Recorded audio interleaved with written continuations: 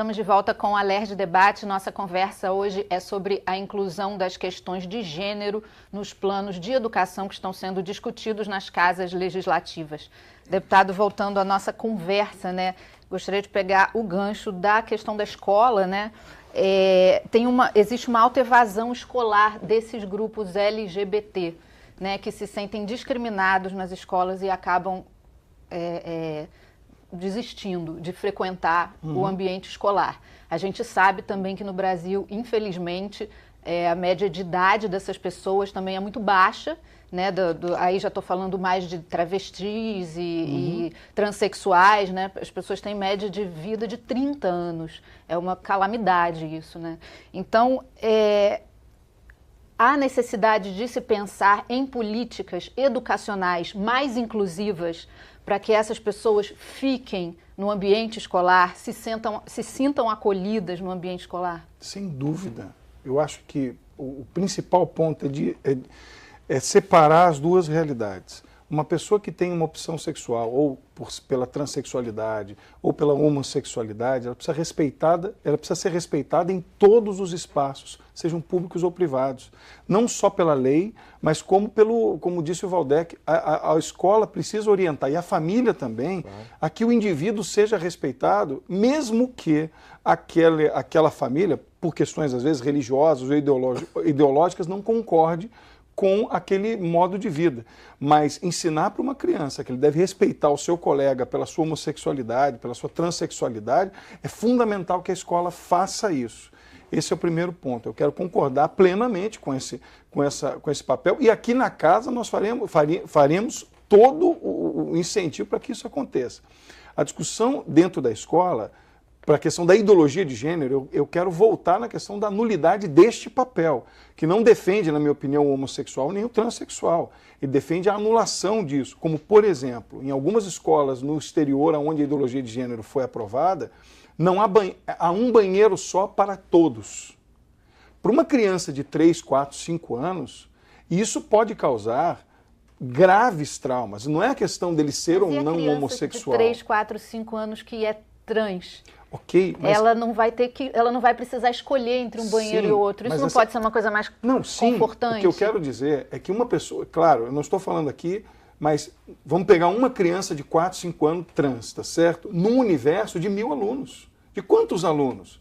Eu acho que o caso deve ser tratado com carinho, sensibilidade, para que aquele indivíduo seja incluído com amor, com carinho, com respeito e com política pública. Essa confusão para uma criança de tenra idade, provocada por um professor, é que causa o problema da ideologia de gênero. Tudo a seu tempo. Óbvio, se uma criança de 12 anos, de 11 anos, de 10 anos é transexual, ela precisa ser tratada com inclusão, com especial carinho, para que ela possa justamente viver esse momento de sua vida, para que ela possa chegar na hora certa da maturidade sexual, que não é com 6, não é com 4, é com 14, é com 15, possa entender qual foi essa experiência que ela viveu. Eu, sinceramente, não acho que para a escola desenvolver um trabalho de formação humana, de formação das pessoas que estão ali, na perspectiva do respeito à diferença, da tolerância com o que é diverso, eu não acho que seja necessário, por exemplo, acabar com a distinção de banheiro feminino e banheiro masculino,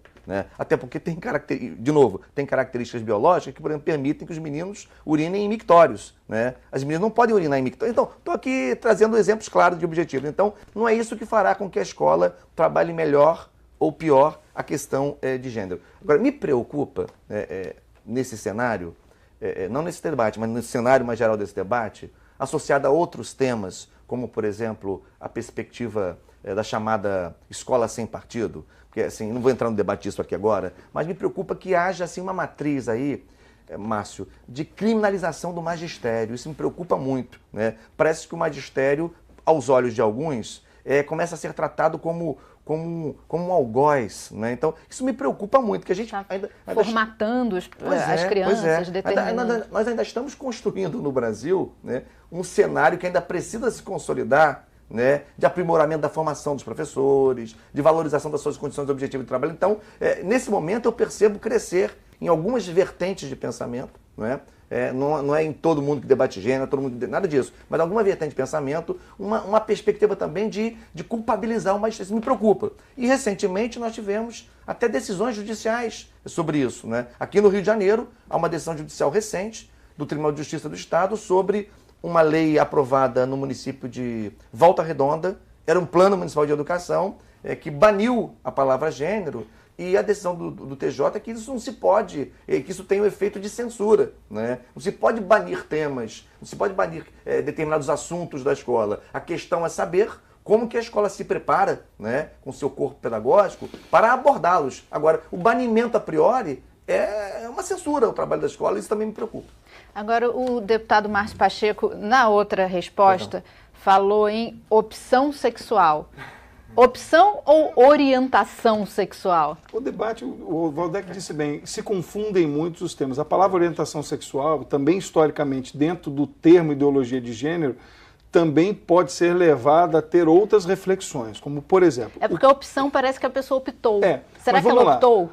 Mas é uma questão eu estou falando complicada. aqui do lado do professor, universidade, doutor, mestre, é muito difícil debater nesse... Mas vamos pensar o seguinte, se a gente perguntar pela terminologia, o que é orientação sexual, há quem diga... Bom, essa foi uma vertente que o Valdec falou e que ela existe, infelizmente. Alguém vai orientar alguém sobre um determinado tema. Isso é absurdo. Não é isso que estamos falando. Vamos pensar no que pode ser orientação sexual. Mas há quem diga o seguinte, pedofilia pode ser orientação sexual? Não, pedofilia é crime. É crime aqui. Mas pode ser uma... Eu não estou dizendo que é. Eu estou dizendo a questão terminológica. Há uma inclinação a um desejo sexual por qualquer coisa pode ser orientação sexual? Não há definição sobre isso. Não há nenhuma definição sobre orientação sexual em nenhum lugar. Não há um conceito sobre o termo. Então, por isso, não há nenhum conceito que trate a terminologia da palavra orientação sexual que, por exemplo, exclua os crimes. Não há.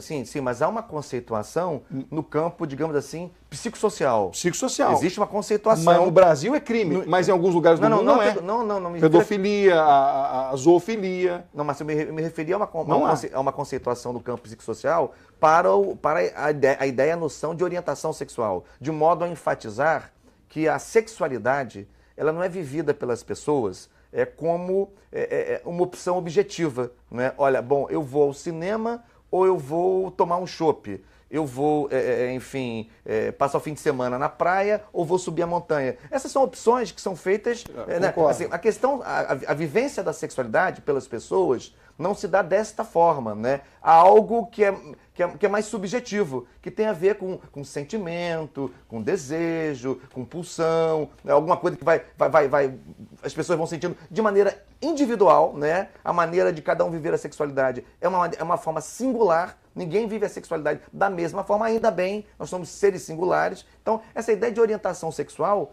o conceito, pelo menos no campo da psicologia e das ciências sociais, tem a ver com isso, né? Muitas vezes, de forma canhestra, esse conceito é interpretado como isso. O professor na escola, na clausura da sua sala de aula, vai orientar os pequeninos. Isso aqui entre nós, isso nem ajuda a fazer esse bom debate sobre gênero que nós estamos fazendo aqui.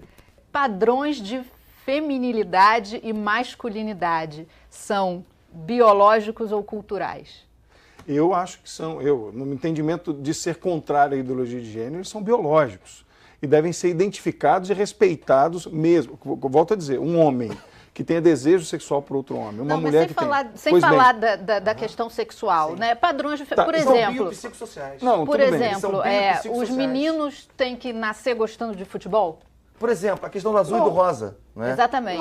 As meninas têm que gostar de rosa? Os meninos têm que gostar de futebol? Não, eu acho que isso é um outro tempo. Eu acho que esse tempo está mudando e tem que ser respeitado. Mas, por exemplo, algumas questões culturais precisam ser analisadas com um pouco mais de conteúdo. Por exemplo, vou dar um exemplo. Um jovem que, por entender a ideologia de gênero e não aceitar, né, um homem, ele não aceitou o seu corpo, mudou, se transformou pela transexualidade em mulher, tá certo?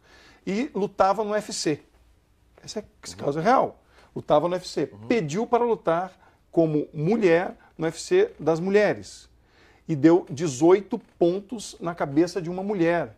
Porque os seus braços, a sua força é de homem. por mais que a cultura e a enculturação defenda que ela tem o direito de se sentir mulher, e isso eu não estou discutindo, ela tem o direito de trocar o nome, de se sentir mulher, de se vestir como mulher, será que ela está apta a lutar com uma mulher? Porque a cultura diz que está certo? Agora, no Brasil, um jogador, um homem transexual, por ideologia de gênero, está jogando um time feminino. Eu pergunto, não haverá... acha que ele pode ter mais força, mais eu acho não. Eu quero mesmo o seguinte, com todos os hormônios, todo o tratamento? Não tenho dúvida nenhuma. As fibras musculares são outras. Sim. É impossível que aquela mulher, apesar... É impossível. Ela pode se sentir mulher e acho que o direito deve defendê-la.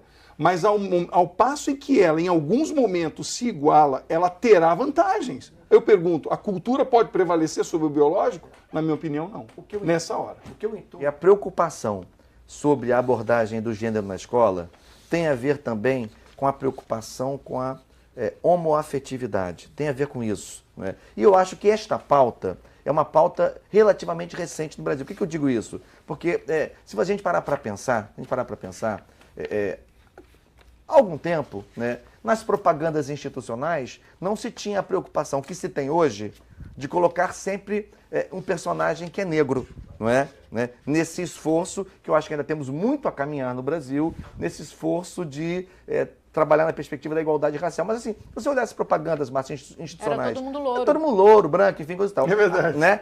No Brasil, todo mundo louro. Num país de tradição democrática ainda recente, e ainda, enfim, abalável em vários momentos, como esse que nós vivemos atualmente, do meu ponto de vista, as chamadas minorias sociológicas, não são minorias demográficas, minorias sociológicas, mulheres, gays, negros, enfim, começam a entrar na pauta da sociedade. Né? Então, eu acho que está acontecendo isso com o Brasil. Né? Assim, a discussão, aqui nesta casa, né, um deputado já apresentou um projeto, que era um projeto da cura gay. Né? Teve um deputado que apresentou um projeto nessa linha. Né? Então, você vê, assim, olha o nível de debate que nós estamos fazendo aqui e olha o debate como já se manifestou na Assembleia algumas legislaturas atrás. Então, assim, eu acho que está começando a entrar na pauta da sociedade a questão da homossexualidade, da homoafetividade, enfim, como há algum tempo começou a entrar na pauta a questão de como que a sociedade se relaciona com o povo negro, com a população negra, enfim. Então, e aí começam a surgir questões que têm a ver, muitas vezes, com preconceito, que tem a ver com religião, que tem a ver com a discussão biológica e sociológica que a gente está fazendo aqui. Então, são temas difíceis, né? Porque não há necessidade, eu acho, de produzir assim, uniformidades em torno desse debate. Eu acho que alguns aspectos têm que ser consensuados pela sociedade. Então, assim, na escola, não é papel do professor na escola dizer como a criança deve se comportar na sua vida sexual. Imagina, mas é papel do professor na escola, a meu ver, sempre que possível, né, ajudar a criança a entender o seu corpo, isso, a entender o caráter biológico da sua singularidade, a entender as questões implicadas. Exatamente, né? É papel da escola. Então, é isso que a gente precisa consensuar, porque, sobretudo na escola pública, né, que é marcada pela laicidade, né, a escola pública não pode estar marcada por pressupostos de qualquer confissão. Eu sou católico, né? Enfim, mas católico, Marcos é uma referência nesse campo. Eu sou um católico praticante, eu vou à missa, meus filhos fizeram a primeira comunhão, meu filho agora acabou de fazer a crisma, enfim, então, mas eu acho que o ambiente da escola é um ambiente diferente do ambiente religioso. Isso também preocupa, às vezes isso contamina o debate. Deputados, muito obrigada pelo ótimo debate. Eu vou ter que encerrar porque, infelizmente, o nosso tempo acabou. Obrigada também a você que nos acompanhou. Para rever este ou outro programa da TV Alerj, acesse o nosso site www.alerj.rj.gov.br. Até a próxima, TV Alerj, o canal do Povo Fluminense.